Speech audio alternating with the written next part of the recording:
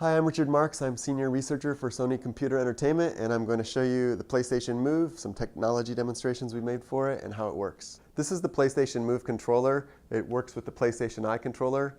It tracks the full motion of the Move controller, so it knows exactly where you're holding it in space and the angle you're holding it and how fast you're swinging it.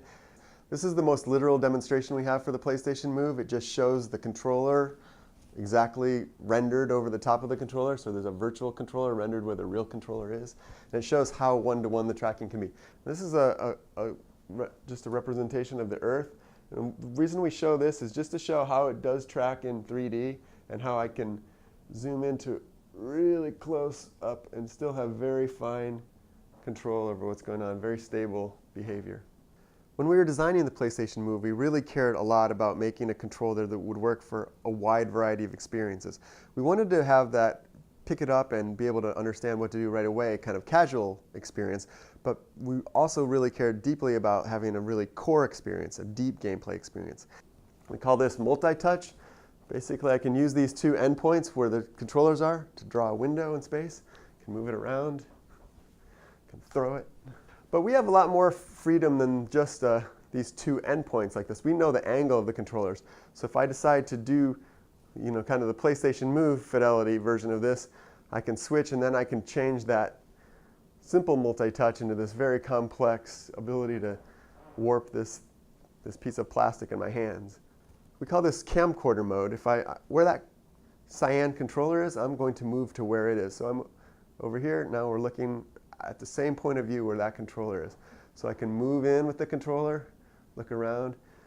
Here's my other controller that's in my other hand. So one is now a camcorder or a virtual camera, and the other one is still something I can interact with. So I can still reach out and grab things and move them around. The PlayStation Move controller actually has several different sensors inside of it. It has a 3-axis accelerometer, a 3-axis gyro, and a 3-axis magnetometer. So all these different sensors give us a lot of different information we can combine to get very precise and responsive tracking. This is a virtual modeling demonstration, or like a pottery wheel.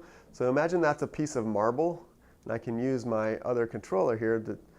I have one that's controlling the marble and one that's like a tool which I can reach out and carve away, kind of like a virtual pottery wheel.